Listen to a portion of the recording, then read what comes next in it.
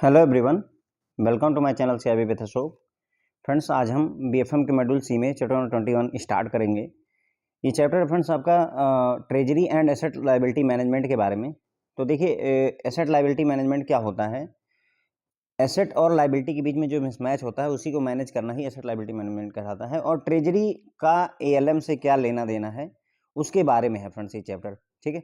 यानी separate chapter भी है, एसेट लायबिलिटी मैनेजमेंट एक सेपरेट चैप्टर भी है। और यहाँ पर हम चूंकि ट्रेजरी के मॉड्यूल सी में हम ट्रेजरी की बात करें तो ट्रेजरी के पॉइंट ऑफ व्यू से एसेट लायबिलिटी मैनेजमेंट का क्या रोल होता है उसको भी हमें यहाँ पर जानना है फ्रेंड्स। ओके, तो पहले हम ये जानेंगे फ्रेंड्स कि ALM होता क्या है, फिर उसको हम रिलेट करेंगे ट्रेजरी से। तो what is ALM, asset liability management क्या होता है, उसी में हमें लिक्विडिटी रिस्क और इंटरेस्ट रेट रिस्क, दो रिस्क को भी पढ़ना होगा ALM के तहत ही।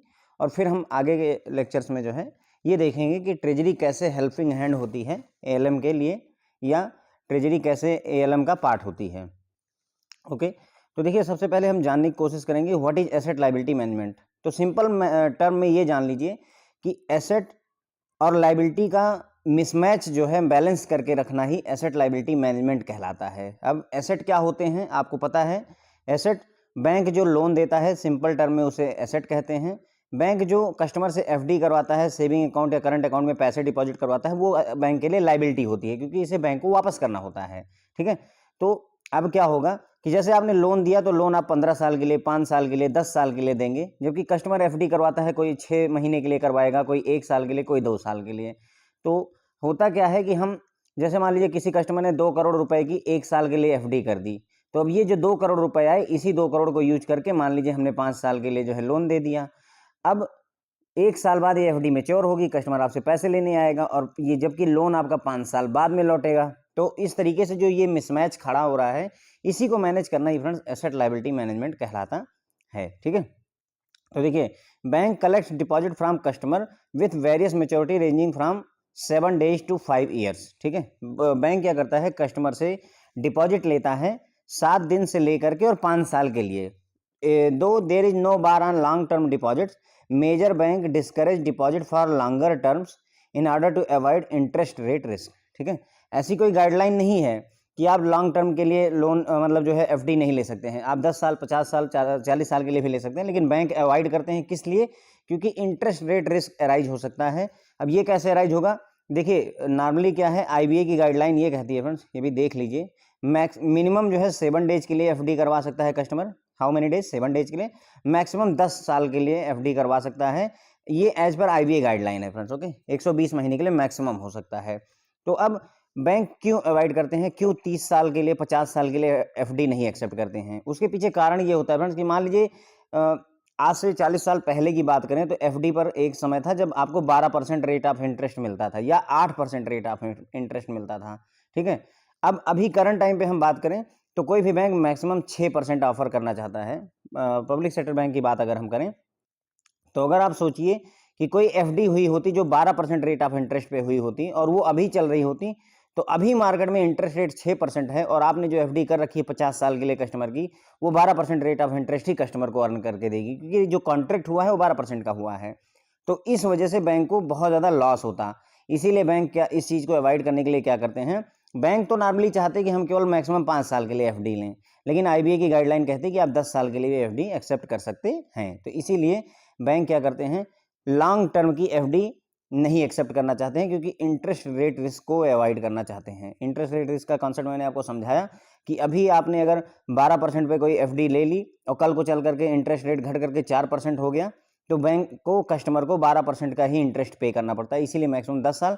अब 10 साल बाद बैंक को जो लॉस होगा, लेकिन 10 साल बाद जब ये FD मैच्योर हो जाएगी तो अगली बार जब कस्टमर FD करवाएगा तो करंट टाइम पे जो मार्केट में अगर 4% रेट ऑफ इंटरेस्ट ऑफर हो रहा है तो कस्टमर को 4% ही रेट ऑफ इंटरेस्ट मिलेगा फ्रेंड्स। ओके, तो ये बात हो जाती है। 10 funds so collected along with the capital fund and call borrowing are lent to borrowers with varying maturities ranging from an overdraft of few days to mortgage loan of 15 years, ठीक है।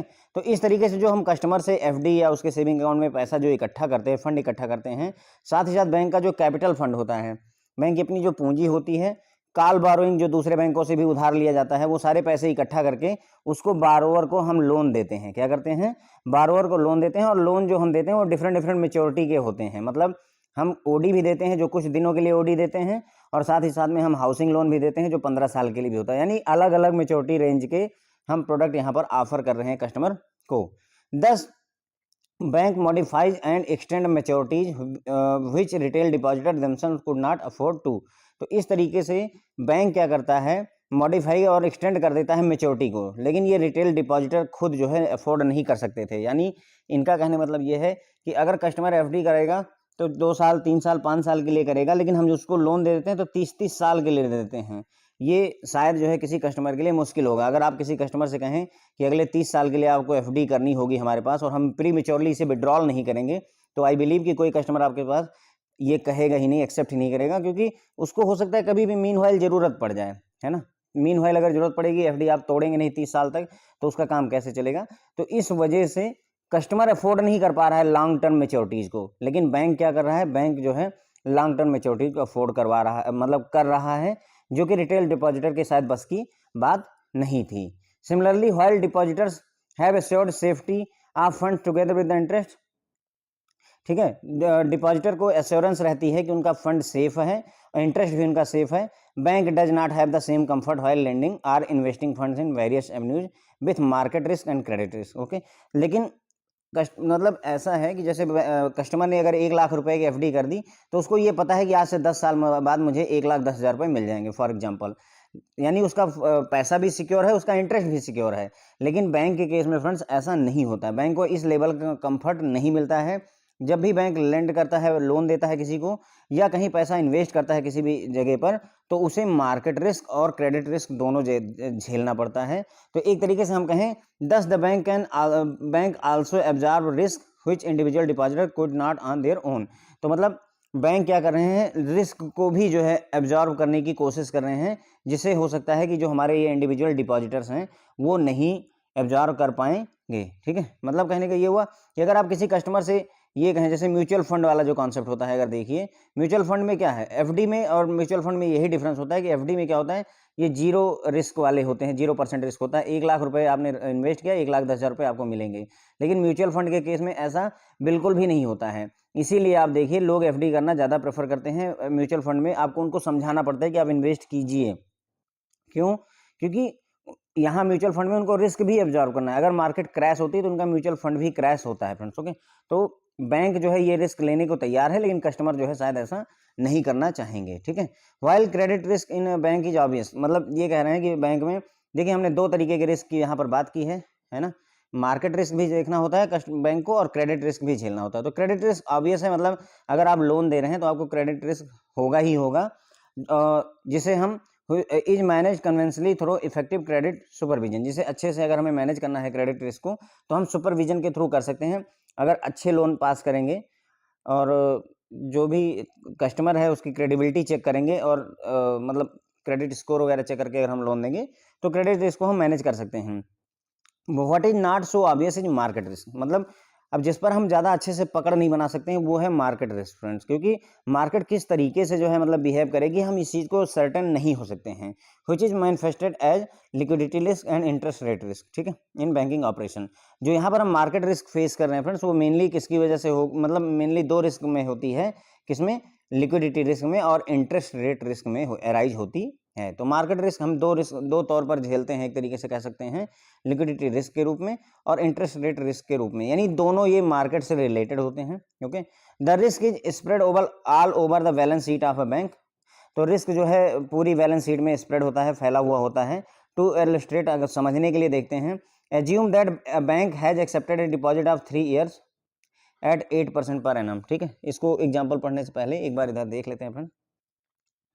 देखिए हमें ये बात क्लियर हो गई कि bank जो है एफडी कलेक्ट करता है अपने कस्टमर से, जो कि 7 दिन से लेकर के 5 साल के लिए हो सकती है। ओके, और आईबीए की गाइडलाइन के हिसाब से बैंक मैक्सिमम जो है 10 साल का एफडी एक्सेप्ट कर सकते हैं, या टर्म डिपॉजिट या जो भी है डिपॉजिट एक्सेप्ट कर सकते हैं। ठीक है, बैंक लॉन्ग टर्म के डिपॉजिट क्यों नहीं एक्सेप्ट करते हैं?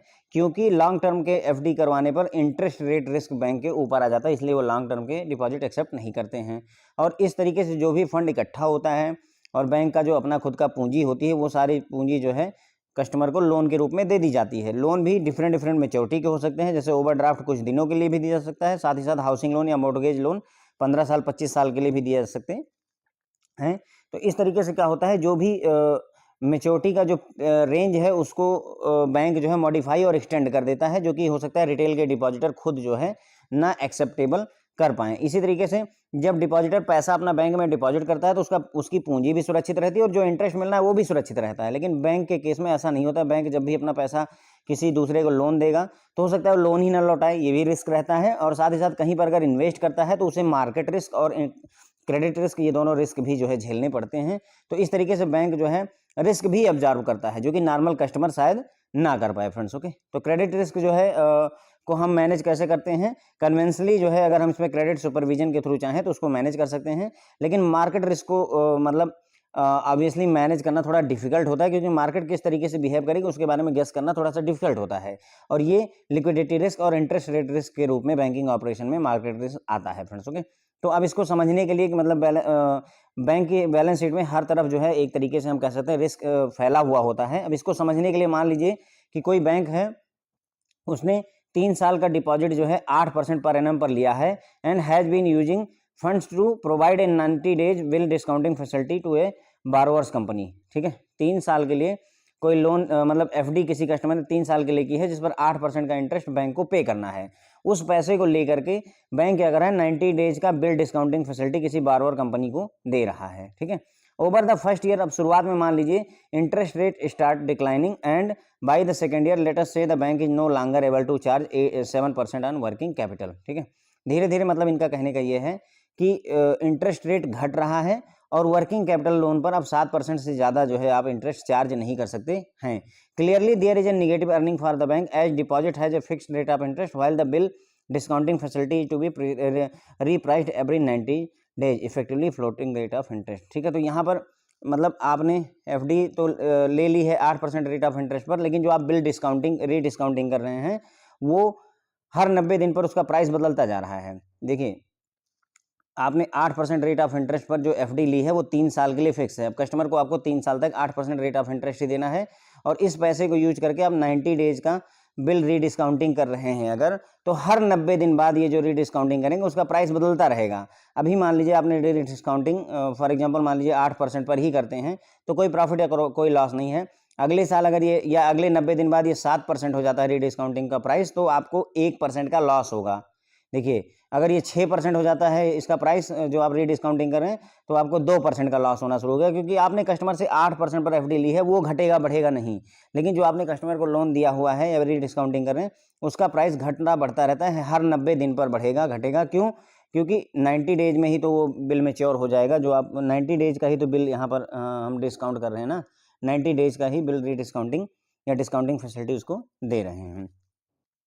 In another context, assume that the average deposit of banks are of 1 year maturity.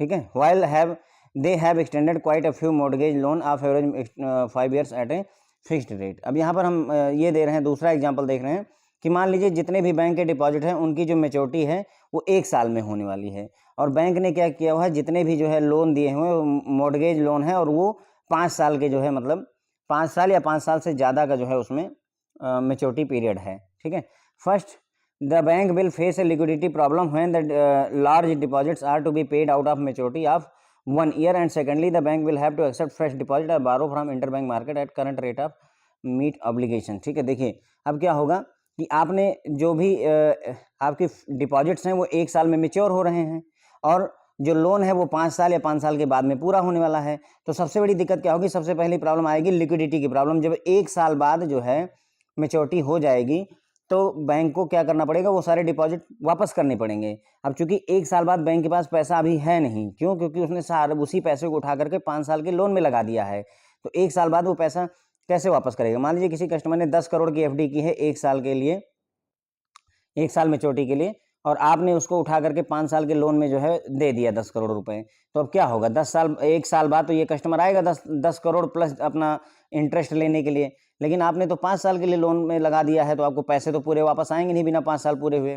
थोड़े थोड़े आते रहेंगे, लेकिन 5 साल पूरा हुए पहले 10 करोड़ प्लस जो भी इंटरेस्ट है वो लौटेगा नहीं। तो इस केस में बैंक के पास में लिक्विडिटी का प्रॉब्लम होगा। अब जब लिक्विडिटी की प्रॉब्लम होगी तो आप कहीं ना कहीं से मैनेज करेंगे पैसा मैनेज करने के लिए या तो आप फ्रेश डिपॉजिट एक्सेप्ट करेंगे, यानी दूसरे कस्टमर से डिपॉजिट आपको एक्सेप्ट करना पड़ेगा, या फिर जो है इंटर बैंक मार्केट जो कॉल मनी नोटिस मनी वगैरह होती है वहाँ से पैसा आप उठाएंगे at current rate to meet such obligation. और जब आप ऐसा करेंगे तो उस समय आपको करंट रेट पर ये काम करना पड़ेगा। हो सकता है जो जब आपने एफडी 6% की कस्टमर की एफडी थी, अभी उस समय मार्केट में आपको अगर पैसा इंटरबैंक मार्केट में अगर 8% पर भी मिल रहा है तो आप उसे 8% पर एक्सेप्ट करेंगे, क्योंकि आपको वो ऑब्लिगेशन मीट करनी है। जो लिक्विडिटी की प्रॉब्लम है, आपको उस कस्टमर को पैसे वापस करने हैं, आपको जो भी एफडी है उसको देना है कस्टमर को मैच्योर होने के बाद में। तो अब पैसा अगर आपके पास नहीं है तो आपको या तो कस्टमर से लीजिए पैसा और या तो इंटरबैंक मार्केट से लीजिए पैसा और अपनी ऑब्लिगेशंस को आपको पूरा करना पड़ेगा, है ना। If current interest rate are higher then the contracted rate on mortgage advances, the mismatch in interest rate have to negative spread or reduction in net interest income। ठीक है, तो अगर करंट इंटरेस्ट रेट ज़्यादा होगा, मान लीजिए current rate of interest 8% है, higher than the contracted rate mortgage advances, जो आपने मॉर्गेज लोन किए हुए हैं, हाउसिंग लोन किए हुए हैं, मान लीजिए उसमें आपने कस्टमर से 7% जो है रेट ऑफ इंटरेस्ट चार्ज करने की बात की थी, तो अब आपको ये निगेटिव इम्पैक्ट देगा। क्यों? क्योंकि 7% आपको अर्निंग हो रही है ना, और 8% आपको एफडी पर लौटाना पड़ेगा कस्टमर को। पहले हो सकता है जब आपने शुरुआत की थी तो उस समय हो सकता है कि आपने मान लीजिए जो है जो लोन दिया था 10% पर, फॉर एग्जांपल मान लेते हैं 10% पर लोन आपने दे दिया था कि आप जो भी कस्टमर लोन लेकर जाएगा 10% देगा। आपने जो कस्टमर से एफडी करवाई थी, मान लीजिए उस पर आपने 7% रेट ऑफ इंटरेस्ट देने का वादा किया था एफडी पर, तो अभी आपको क्या हो रहा था, 3% का फायदा हो रहा था। क्यों? 7% पर एफडी आप ले रहे थे और 10% पर कस्टमर को लोन दे रहे थे, तो आपको फायदा हो रहा था। लेकिन अब आपके पास जब लिक्विडिटी की दिक्कत हुई तो अब ये लोन तो फंसा हुआ है, 10% वाला लोन आपका फंसा हुआ है, वहाँ से पैसा आना नहीं है, तो आपको मार्केट से फिर से फ्रेश लोन लेना पड़ेगा या मार्केट से नया कस्टमर का डिपॉजिट लेना पड़ेगा। जैसे भी करके पैसे आप अरेंज करोगे, मान लो वो पैसे 9% पर अरेंज होते हैं आपको, तो अगर अब वो पैसे 9% पर अरेंज हो गए तो यानी कि जो कॉन्ट्रैक्ट था उससे बढ़ गया ये प्राइस। अब क्या होगा कि अब आपको कितना फायदा हो रहा है, देखिए 1% का फायदा हो रहा है, तो नेट इंटरेस्ट इनकम आपकी रिड्यूस हो जा रही है या निगेटिव स्प्रेड हो रहा है, आपका स्प्रेड भी घट रहा है। क्लियर हो गई बात। ये नेट इंटरेस्ट इनकम NII क्या होता है फ्रेंड्स, कितना इंटरेस्ट हमने अर्न किया है माइनस कितना इंटरेस्ट हमने खर्च किया है, यही दोनों का डिफरेंस होता है। अगर मैंने लोन पे 100 रुपये कमाए हैं और एफडी पर 80 रुपये दिए हुए हैं तो मुझे 20 रुपये का नेट इंटरेस्ट इनकम होता है, ऐसे समझ लीजिए सिंपल टर्म में friends. Okay, the risk arising out of mismatch of asset and liability of bank and asset liability management is managing such balance sheet risk. The risk arise out of mismatch of asset and liability of bank and asset liability management is managing such balance sheet risk. ठीक है, तो जब भी asset और liability में mismatch होता है, maturity period को लेकर के ही मिसमैच होता है फ्रेंड्स ज़्यादातर, ठीक है, तो बैंक में एसेट लायबिलिटी को लेकर के जब भी मिसमैच होता है तो एक रिस्क अराइज होता है और इसी रिस्क को मैनेज करना ही, है ना, एसेट लायबिलिटी मैनेजमेंट कहलाता है। The risk if not control में रिजल्ट इन नेगेटिव स्प्रेड और इरोजन ऑफ नेटवर्थ। अगर इसको आप अच्छे से कंट्रोल नहीं करेंगे तो आपकी जो इनकम है वो घट जाएगी, नेगेटिव स्प्रेड होगा और नेटवर्थ जो आपकी पूंजी है वो घट सकती है। ALM is therefore defined as protection of net worth of bank. तो ALM को डिफाइन किया सकता है कि ये जो है नेटवर्थ को प्रोटेक्ट करके रखता है, अगर हम यहाँ पर कह सकें तो। ठीक है, तो इतनी बातें यहाँ पर ALM में हमारी क्लियर हो जाती है। देखिए हमने ये समझ लिया था कि एक कस्टमर है जिससे आपने 8% इंटरेस्ट पर 3 साल के लिए FD ले ली और उससे 90 दिन का जो है बिल डिस्काउंट कर रहे हैं, बिल डिस्काउंटिंग की फैसिलिटी दे रहे हैं। अब अगर शुरुआत में 8% पर आपने FD ले रखी है, कोई दिक्कत नहीं है। अभी जो आप 90 डेज पर डिस्काउंटिंग कर रहे हैं इसका प्राइस वेरी कर सकता है। अभी कस्टमर पर आप मान लीजिए कस्टमर से 7% चार्ज कर रहे हैं फॉर एग्जांपल, या 9% चार्ज कर रहे हैं अभी, यानी कि 8% पर FD ली और 9% पर डिस्काउंटिंग कर रखे हैं बिल की, यानी कि जो भी पैसा वो लेगा उसके बदले में 9% आपको इंटरेस्ट देगा, एक तरीके से कह सकते हैं। तो अब आपको अभी 1% की अर्निंग हो रही है, लेकिन मान लीजिए 90 दिन बीता और ये रेट घट करके 8% हो गया तो अब आपकी अर्निंग 0% हो गई। अब अगर मान लीजिए और समय बीता, 90 दिन और बीते और ये 7% हो गया इसका इंटरेस्ट, घट करके और ये एफडी 8% पर ही रही, तो अब आपको 1% का लॉस होना शुरू हो गया। अच्छा, सवाल ये है कि ये क्यों नहीं घट रहा है और इसी पर ही हम क्यों कह रहे हैं घटने के लिए, क्योंकि ये एफडी है फ्रेंड्स, फिक्स इंटरेस्ट है। एक बार आपने 8% पर कमिटमेंट कर दी है तो आपको अपनी खुद की भी नहीं सुननी होगी यहाँ पर, ठीक है। तो ये बात हो गई। उसके बाद में दूसरी प्रॉब्लम हमने यहाँ पर देखी ये कि अगर मान लीजिए जो है, जो बैंक के जो एफडीआँ हैं वो 1 साल की मैच्योरिटी है, और जितने भी आपने मॉर्गेज लोन किए हैं अगर मान लीजिए वो 5 साल या 5 साल से ज़्यादा की मैच्योरिटी है, तो बैंक को दिक्कत होगी क्या, लिक्विडिटी प्रॉब्लम की। बैंक को क्या दिक्कत होगी, लिक्विडिटी प्रॉब्लम की फेस करेगा, क्योंकि बैंक के पास पैसा नहीं होगा। जब भी 1 साल पूरा होगा मैच्योरिटी पर, कस्टमर पैसा लेने आएगा तो बैंक के पास पैसा नहीं होगा। अब उस प्रॉब्लम को रिजॉल्व करने के लिए बैंक को क्या करना पड़ेगा, नए कस्टमर से या तो वो एफडी ले और या फिर जो है इंटरबैंक मार्केट में बारो करे, दूसरे बैंकों से पैसा बारो करके अपनी इस ऑब्लिगेशन को मीट करे। अब यहाँ पर प्रॉब्लम क्या आती है कि कस्टमर को उसी करंट रेट पर ही लोन लेना पड़ेगा। बैंक के पास में पैसा है नहीं, तो उसको जो लोन लेना है या कस्टमर से जो भी डिपॉजिट लेना है, तो उस समय जो भी इंटरेस्ट रेट चल रहा होगा उसी पर ही लेना पड़ेगा, भले ही लॉस हो या प्रॉफिट हो। ओके, इफ इंटरेस्ट रेट, अगर जो करंट इंटरेस्ट रेट है वो अगर ज़्यादा है, जो कॉन्ट्रैक्टेड रेट ऑफ इंटरेस्ट है मॉर्गेज एडवांसेस का, जितने में आपने मान लीजिए 6% पर आपने अगर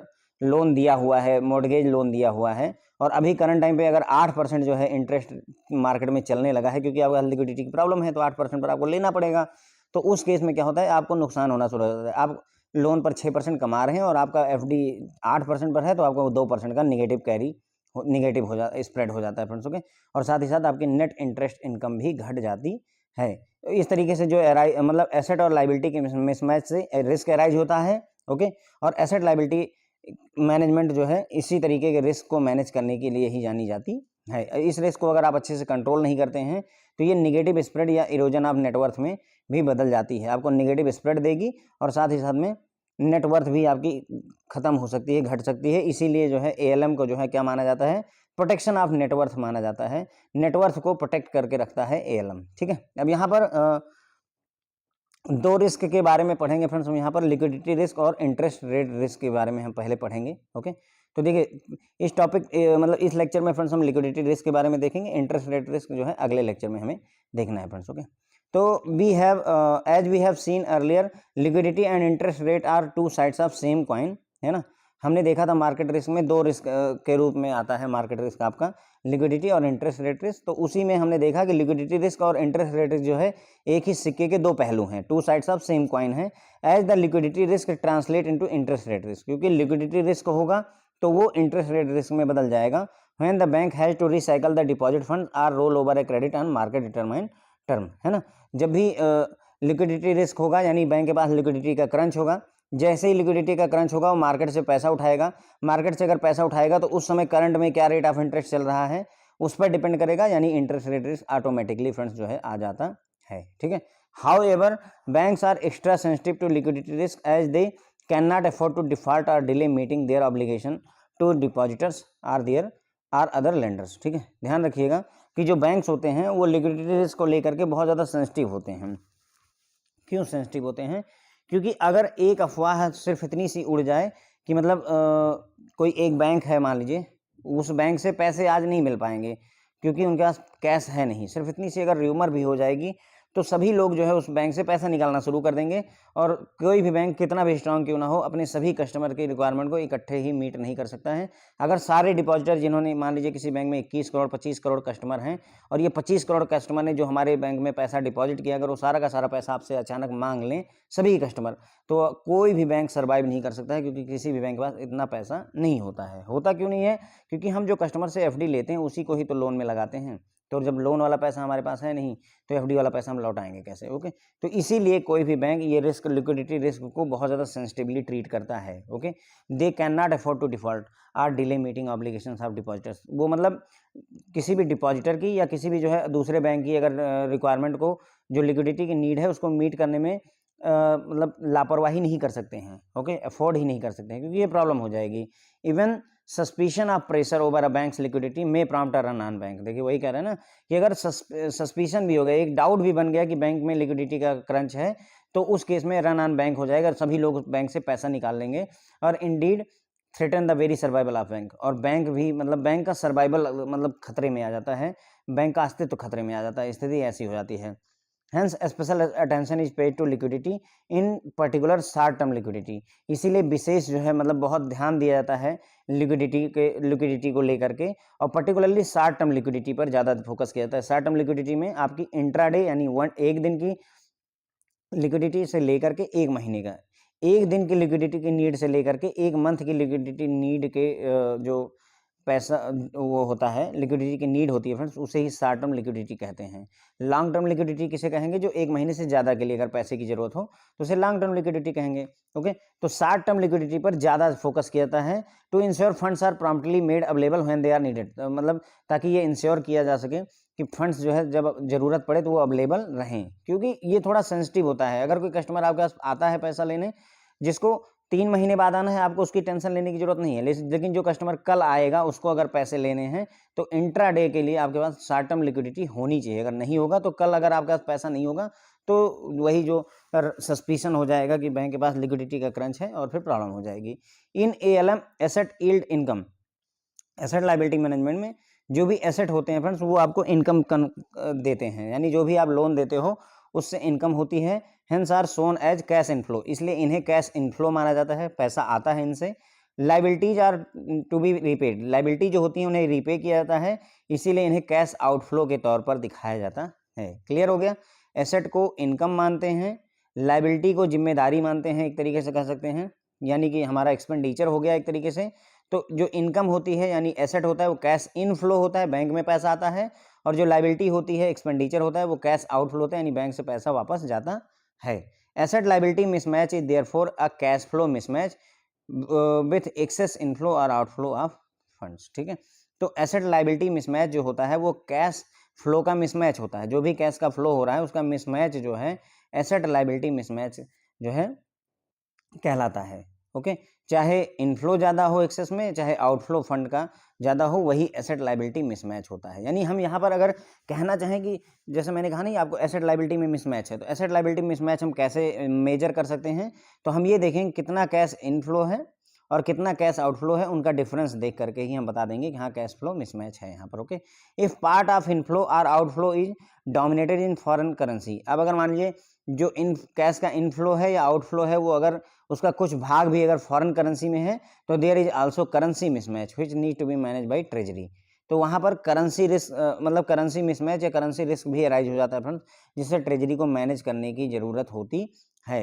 लिक्विडिटी इम्प्लाइज ए पॉजिटिव कैश फ्लो, अगर बैंक के पास लिक्विडिटी तभी होगी जब उसके पास पॉजिटिव कैश फ्लो होगा। ध्यान रखें, पॉजिटिव कैश फ्लो का मतलब इनफ्लो ज़्यादा हो और आउटफ्लो कम हो। Okay, it is not only cash surpluses retained by bank but also other sources where cash are readily drawn such as committed credit line from other bank, liquidable securities and nostro balance. ठीक है, तो जो liquidity होती है वो पहली बात तो ये हो गया कि पॉजिटिव कैश फ्लो होता है, यानी कैश फ्लो पॉजिटिव रहना चाहिए, इनफ्लो ज़्यादा हो आउटफ्लो कम हो। And it is not only cash surplus, और इसे जो लिक्विडिटी होती है वो सिर्फ कैश का सरप्लस नहीं, बैंक के पास में जो कैश एक्स्ट्रा कैश है वही नहीं होता, बल्कि इसके अलावा जो अदर सोर्सेस हैं, जैसे जहाँ से कैश आप आसानी से तुरंत ही मिल सके, रेडली अवेलेबल हो जाए आपको, जैसे committed credit line from other bank, किसी दूसरे बैंक के साथ में आपके क्रेडिट लाइन चल रही है कि जब भी चाहे तब 500 करोड़ रुपए ले लीजिए, तो वो भी आपका लिक्विडिटी में आएगा।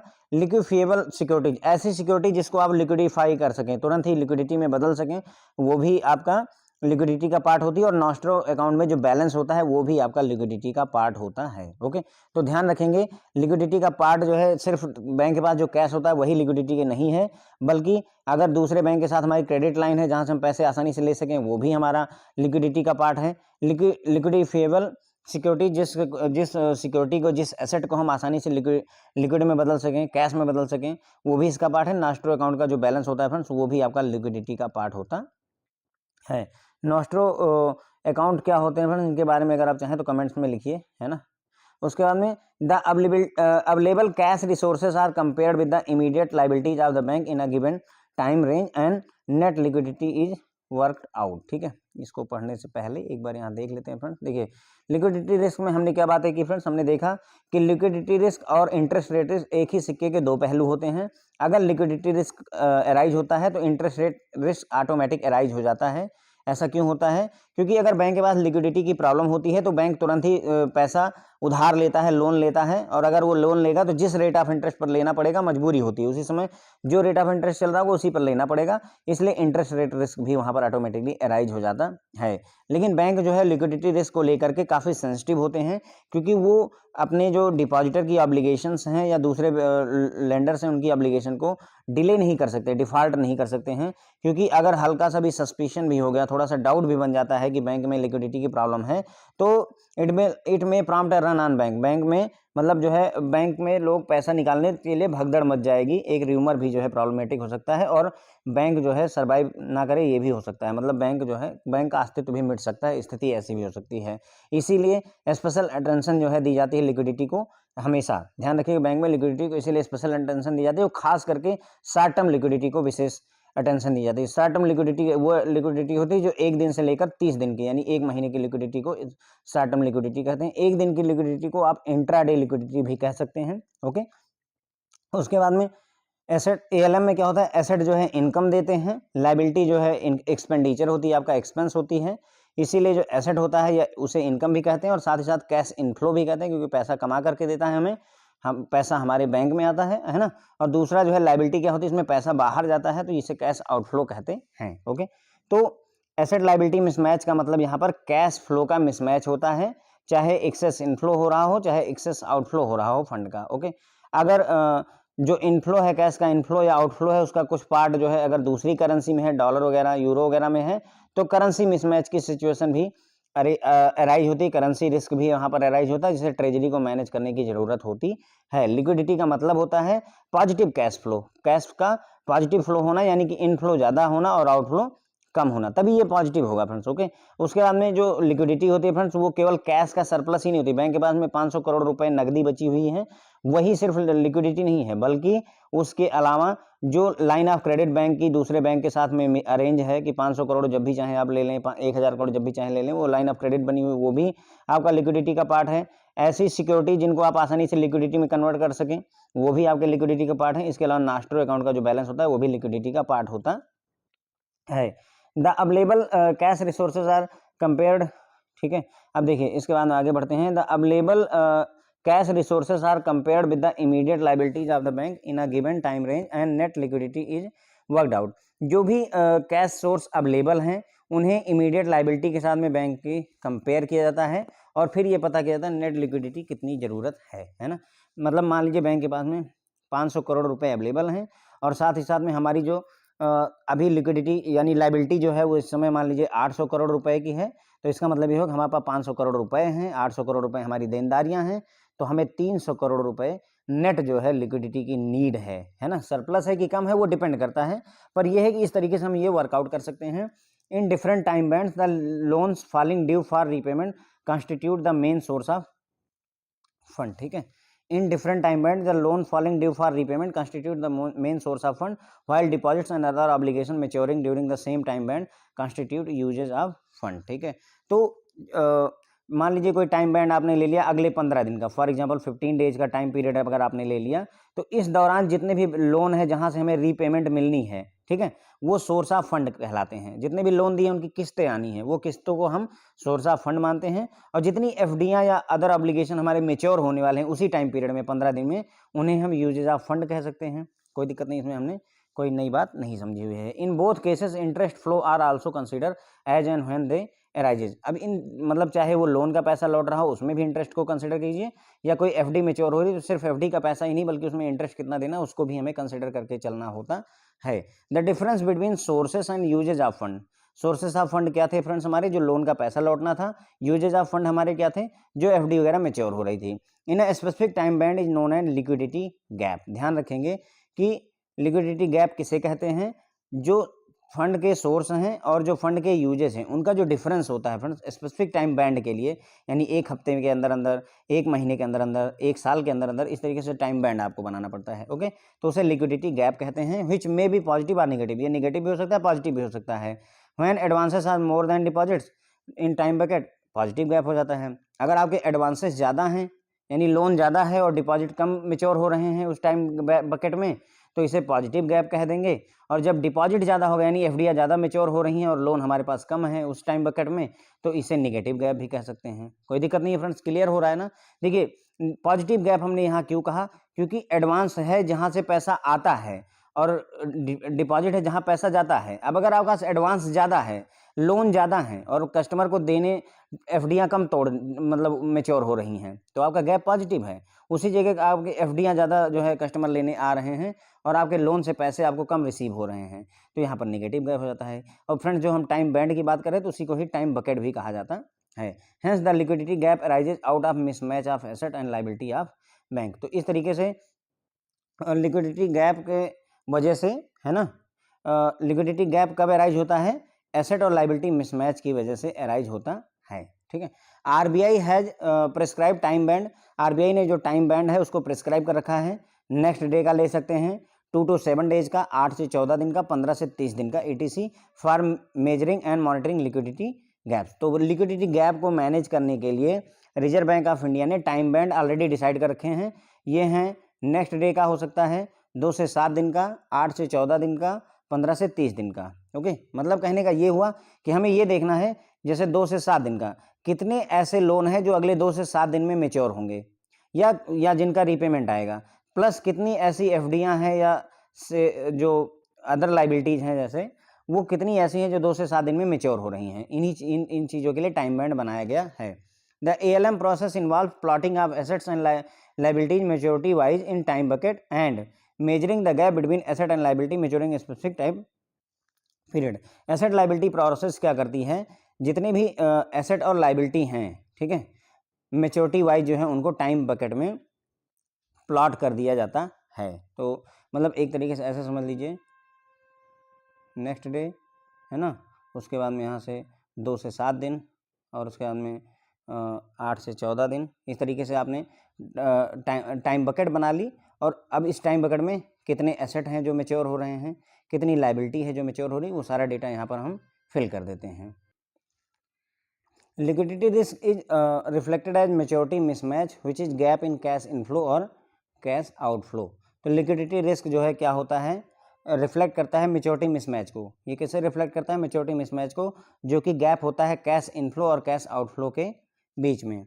लिक्विडिटी रिस्क क्या होता है, मैच्योरिटी मिसमैच की वजह से लिक्विडिटी रिस्क अराइज होता है। और ये मिसमैच क्या होता है, कैश इनफ्लो और कैश आउटफ्लो के बीच में जो गैप अराइज होता है वही आपका मैच्योरिटी मिसमैच होता है, वही आपका लिक्विडिटी रिस्क में कन्वर्ट हो जाता है। The risk is not being able to find enough cash or cash at acceptable rate of interest to fund the gap. ठीक है, तो इसमें रिस्क क्या होता है कि हमारे पास पर्याप्त कैश नहीं है, या जो कैश है अवेलेबल वो भी एक्सेप्टेड रेट ऑफ इंटरेस्ट पर अवेलेबल नहीं है ताकि हम उस गैप को फंड कर सकें। Liquidity risk will also arise if liquidity in market dried up and the bank is not able to dispose of its liquid securities without suffering a loss or if the liquidifiable securities suddenly become illiquid. ठीक है, तो liquidity risk जो है, पर्याप्त cash का ना होना तो एक प्रॉब्लम है ही। ओके, उसके अलावा तब भी अराइज होता है अगर मार्केट में लिक्विडिटी की कमी हो जाए। Liquidity in market is dried up, मतलब मार्केट में लिक्विडिटी की कमी हो गई है और बैंक जो है अपनी जो भी लिक्विड सिक्योरिटीज़ हैं उनको बिना नुकसान के बेच नहीं पा रहा है ना। कोई चीज़ जैसे 100 रुपये की है उसको 60 रुपये में बेचने के लिए मजबूर होना पड़ रहा है, तो वो भी एक तरीके से लिक्विडिटी रिस्क का ही पार्ट हो जाता है।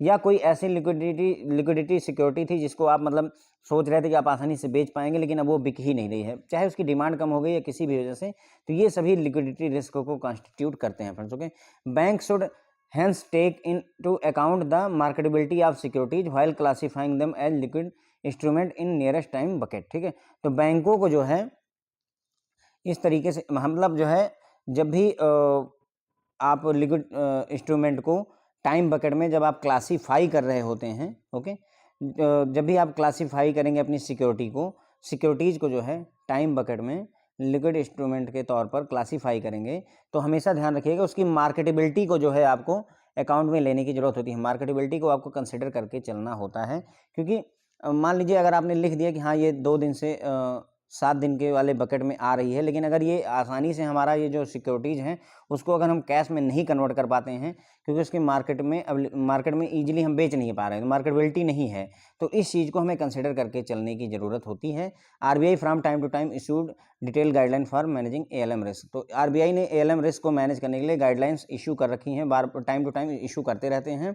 RBI is more particular about short term liquidity ranging from intraday to 1 month. ठीक है, रिजर्व बैंक ऑफ इंडिया क्या है, बहुत पर्टिकुलर है शॉर्ट टर्म लिक्विडिटी के बारे में, जो कि 1 दिन से लेकर के 1 महीने की होती है। मैंने आपको बताया था ना कि मतलब बैंक जो है शॉर्ट टर्म लिक्विडिटी पर ज़्यादा फोकस करते हैं। क्यों फोकस करते हैं? क्योंकि आपको ऑब्लिगेशन इमीडिएटली जो मीट करनी है उन पर आपको फोकस करना ही होगा। अभी करंट की जो गाइडलाइन है वो स्टिपुलेट करती हैं that the net cumulative negative mismatch during the next day. Okay, तो यहाँ पर गाइडलाइन ये आई हुई है कि जो भी निगेटिव मिसमैच है वो नेक्स्ट डे पर 2 से 7 दिन का, 8 से 14 दिन का, 15 से 18 दिन का should not exceed this % of cumulative net cash outflow in respect of time bucket. तो जो भी कैश फ्लो है, net cash cumulative cash outflow है फ्रेंड्स, जो भी कुमुलेटिव कैश आउटफ्लो है उसका 5%, 10%, 15%, 20% इससे ज़्यादा नहीं हो सकता है क्या, निगेटिव मिसमैच। ठीक है, तो निगेटिव मिसमैच जो भी है किसी भी टाइम बकेट का जो निगेटिव मिसमैच है वो जैसे नेक्स्ट डे का जो निगेटिव मिसमैच है वो 5% से ज़्यादा नहीं होना चाहिए। 5% किसका? कुमुलेटिव कैश आउटफ्लो, जो भी कैश आउटफ्लो है उसका 5%। 2 से 7 दिन की जो टाइम बकेट है उसका 10% से ज़्यादा नहीं होना चाहिए। 8 से 14 दिन का 15% से ज़्यादा नहीं चाहिए। 15 से 28 दिन वाले में 20% से ज़्यादा नहीं होना चाहिए। देखिए 4 बकेट हैं, नेक्स्ट डे की है, उसके बाद में 2 दिन से 7 दिन की है, फिर 8 दिन से 14 दिन की है और फिर 15 दिन से 28 दिन की है। तो नेक्स्ट डे वाले में 5% से ज़्यादा नहीं होना चाहिए, 2 से 7 दिन में 10% से ज़्यादा नहीं होना चाहिए, फिर 8 दिन से 14 दिन वाले में 15% से ज़्यादा नहीं होना चाहिए और फिर 15 दिन से 28 दिन वाले में ये 20% से ज़्यादा नहीं होना चाहिए। ये इसके रूल्स हैं फ्रेंड्स। ओके, आई होप ये ध्यान रखिएगा फ्रेंड्स, आपसे पूछा जाता है, यहाँ पर ये बात पूछी जाती है कि जो भी निगेटिव मिसमैच है 15 से 28 दिन के लिए वो जो कुमुलेटिव कैश आउटफ्लो है उसका मैक्सिमम कितना % हो सकती है, तो मैक्सिमम 20% हो सकती है, याद रखेंगे फ्रेंड्स। ओके, यहाँ से क्वेश्चंस आपसे पूछे जाते हैं। Banks are required to provide their liquidity management policy contingent measure to meet any shortfall in liquidity. अब यहाँ पर बैंकों को जरूरत होती है कि वो अपनी लिक्विडिटी मैनेजमेंट पॉलिसी बनाएंगे। ठीक है, कंटेंजेंसी मेजर, अगर कोई इमरजेंसी होती है तो उस केस में जो लिक्विडिटी का शॉर्टफॉल है उसको कैसे मीट करेंगे, इसके लिए भी उन्हें प्लान बनाना होता है। द कंटेंजेंसी मेजर में include stand by line of credit line. अब कंटेंजेंसी प्लान में वो क्या कर सकते हैं, मान लीजिए आकस्मिक पैसे की जरूरत पड़ती है तो पैसा कहाँ से अरेंज होगा, तो उसमें क्या हो सकता है, stand by line credit line from other bank, किसी दूसरे बैंक के साथ में क्रेडिट लाइन बना लेंगे कि हाँ जब भी हमें 500 करोड़, या मान लीजिए किसी बैंक ने 500 करोड़ रुपए की लाइन ऑफ क्रेडिट बनवा लिया, इसका मतलब ये हुआ कि वो पैसा तैयार है, जब भी चाहो आप उस बैंक से 500 करोड़ रुपए ले सकते हो। Liquid investment and maintenance of adequate securities in excess of minimum requirement, है ना। लिक्विड इन्वेस्टमेंट, जो भी हम इन्वेस्टमेंट करेंगे वो लिक्विड इन्वेस्टमेंट कर देंगे, साथ ही साथ पर्याप्त लिक्विडिटी मेंटेन करके रखेंगे, पर्याप्त सिक्योरिटीज मेंटेन करके रखेंगे। मिनिमम रिक्वायरमेंट जो है सिक्योरिटीज की उससे ज़्यादा रखेंगे। To facilitate borrowing under LAF, liquidity adjustment facility के तहत अगर आपको पैसा बारो करना है तो उसके लिए आपका सिक्योरिटीज होनी चाहिए, तो उस लिए भी आप सिक्योरिटी बना के रखेंगे। और चाहे CBLO के तहत आप पैसा अगर बारो करना चाहते हैं, CBLO होता है centralise borrowing and lending obligations friends. Okay, तो मतलब जो यहाँ पर कहने का है लिक्विडिटी के बारे में इन्होंने कहा कि आपको पहली बात ये कि हर एक बैंक को लिक्विडिटी मैनेजमेंट की पॉलिसी बनाने की जरूरत होती है।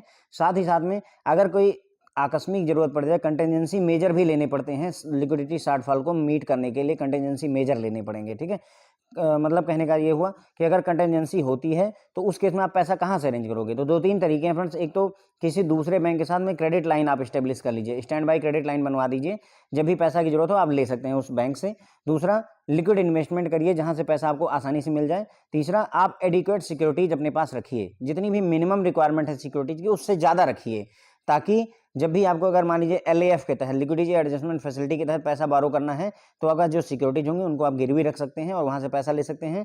दूसरा, centralise borrowing and lending obligation CBLO के तहत भी आप अपनी सिक्योरिटीज को जो है गिरवी रखेंगे और वहाँ से पैसा ले सकते हैं। तो ये सब कंटिजेंसी मेजर्स हो गए फ्रेंड्स आपके। ओके, तो यहाँ पर फ्रेंड्स मैंने आपको काफ़ी हद तक समझा दिया है कि RBI ने डिफरेंट टाइमलाइन बैंड सेलेक्ट कर रहे हैं। नेक्स्ट डे 2 से 7 दिन, 8 से 14 दिन और 15 से 28 दिन इसे कर लीजिएगा, ठीक है।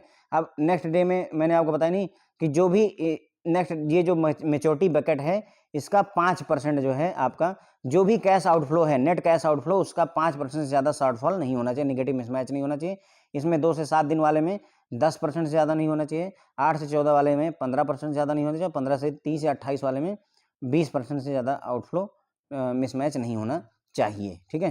तो ALM involve putting the asset and liability maturity wise in time bucket. ALM क्या करता है, एसेट और लाइबिलिटी को टाइम बकेट में मैच्योरिटी वाइज हम यहाँ पर पुट करने की कोशिश करते हैं और ये आपकी मैच्योरिटी बकेट ये हो गई फ्रेंड्स। ओके, उसके बाद में liquidity is reflected as maturity mismatch. Liquidity risk कब अराइज होता है, मैच्योरिटी मिसमैच की वजह से अराइज होता है। और मैच्योरिटी मिसमैच क्या होता है, कैश इनफ्लो और कैश आउटफ्लो के बीच में जो गैप होता है।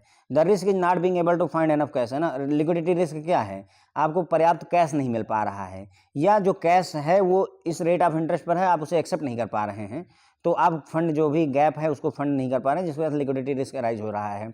तो कैश का ना मिलना, पर्याप्त कैश का ना होना, या कैश है लेकिन उसको आप उस रेट ऑफ इंटरेस्ट पर ले नहीं पा रहे हैं, तो वो भी आपका लिक्विडिटी रिस्क होता है। इसके अलावा लिक्विडिटी रिस्क, इसके अलावा मार्केट में लिक्विडिटी खत्म है, मार्केट में लिक्विडिटी अवेलेबल ही नहीं, पैसा ही नहीं अवेलेबल है, उस केस में भी हो सकता है।